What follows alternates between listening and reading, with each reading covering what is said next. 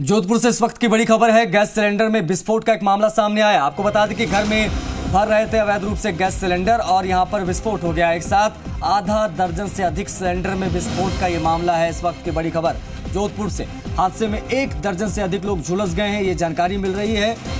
1 से 2 लोगों के मौत की भी सूचना फिलहाल मिल रही है। पुलिस और दमकल की टीम मौके पर पहुंची है। पिकअप में ये गैस सिलेंडर रखे थे। कीर्ति नगर आना सागर का ये मामला बताया जा रहा है।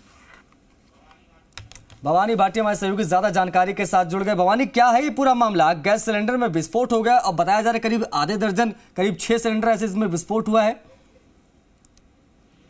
बता दूं कि जोधपुर के जो भी संकरी गलियां माने या फिर बाजार हैं, कई जगह पे इस तरह के जो अवैध रूप से गैस सिलेंडर भरने का या फिर गाड़ियों में गैस भरने का जो अवैध कारोबार है वो लगातार सामने आते रहे हैं। और आज भी बगरापुंजा इलाके में जो कि कीर्ति नगर और आनासागर इलाका है, जहां जो तंग गली है उसके अंदर ही एक परिवार के जो लोग थे वो अवैध रूप से सिलेंडर में गैस भरने का काम कर रहे थे, ऐसा लोगों का कहना है।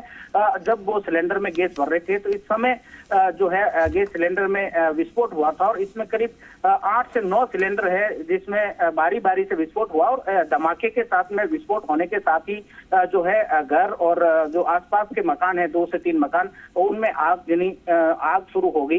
विस्फोट की आवाज सुनकर आसपास के लोग मौका पर जमा हुए। सूचना के बाद जो पुलिस और जो दमकल की गाड़ी है वो भी मौके पर पहुंची। हालांकि समय रहते आग पर काबू पा लिया गया, लेकिन इस हादसे में करीब 1 दर्जन लोग हैं वो झुलस गए थे और इसमें 1 से 2 लोगों के जो है मौत होने की सूचना आ रही है। हालांकि पुलिस के अधिकारी मौके पर मौजूद है। पुलिस पूरे मामले की जांच कर रही है कि आखिरकार किस तरह से हादसा ये पेश आया था। लेकिन कहीं ना कहीं कह सकते हैं कि इस तरह से जो अवैध कारोबार है वो कहीं ना कहीं इन परिवार के लिए काल बनकर आया था। अब देखने वाली बात है कि इनमें से कितने लोग जो गंभीर है वो पुलिस जब पुष्टि करेगी तभी बात सामने आएगी। लेकिन 3 से 4 एम्बुलेंस को मौके पर बुलाया गया और उसमें जो घायल थे, गंभीर रूप से झुलसे हुए लोग हैं, उनको अस्पताल पहुंचाया गया है और 1 से 2 लोगों की मौत की सूचना है। हालांकि पुलिस के जो अधिकारी है वो अभी तक मकान के अंदर नहीं घुसे हैं, उसके बाद ही स्थिति है जो स्पष्ट हो पाएगी। भवानी, ये लापरवाही सिर्फ आज की नहीं है, क्योंकि देखिए पूरी तरीके से देखा जाए तो जो छोटे गैस के सिलेंडर ऑलमोस्ट पूरे देश में बैन है। अब अगर ये इस तरीके से भरे जा रहे थे तो कहीं ना कहीं पुलिस की ढीला हवाली, लापरवाही और एक बहुत बड़े हादसे को दावत पहले दे दी गई थी, इसलिए ऐसे बड़ा हादसा हुआ।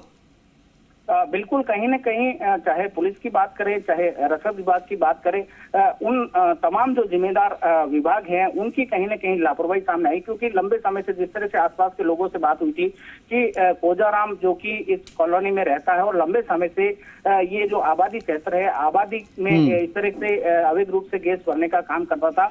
हालांकि आसपास के लोगों की ओर से इस संबंध में शिकायत जो है संबंधित विभाग को की गई थी या नहीं की गई थी, लेकिन सबसे बड़ा सवाल यही उठता है कि आखिरकार मान लिया जाए कि लोगों ने इसकी शिकायत नहीं की, लेकिन जो पुलिस है या फिर रसद विभाग है या जो जिम्मेदार विभाग है वो आखिरकार क्यों नहीं समय रहते कार्रवाई करता है। अगर समय रहते विभाग की ओर से ऐसी कार्रवाई की जाए तो कहीं न कहीं जो इस तरह के हादसे हैं उनसे बचा जा सकता था। लेकिन गनीमत ये रही कि केवल 2 से 3 मकान ही इस पूरे जो है आगजनी की चपेट में आए हैं, उनको नुकसान हुआ। हालांकि यहाँ पर जो जनहानि की बात सामने आ रही है, कुछ लोग जो 1 दर्जन के आसपास जो लोग हैं वो गंभीर रूप से झुलसे हैं। तो कई सारे सवाल खड़े होते हैं कि आखिरकार प्रशासन इतना लापरवाह क्यों है। अगर प्रशासन समय रहते इस तरह की कार्रवाई करता तो आज ये हादसा देखने को नहीं मिलता। क्या माना जवानी कि अब आने वाले दिनों में इस संबंधित कार्रवाइयां आगे देखने को मिल सकती है? क्योंकि ये एक बहुत बड़ा मैसेज है। अगर इस तरीके की वारदात हो रही है, इस तरीके की अगर अवैध रूप से गैस सिलेंडर भरे जा रहे हो, विस्फोट हो रहा है, आज हम देख रहे हैं कि 1 से 2 की मौत की खबर आ रही है। भगवान न करे कल को ज्यादा संख्या में हो सकता है, क्योंकि रिहायशी इलाके में, क्या ये रिहायशी इलाके में हो रहा था ये सब कुछ भवानी? बिल्कुल, रिहायशी इलाका तंग गली है जिसमें जो दमकल की गाड़ी है वो तक जाना मुश्किल होता है।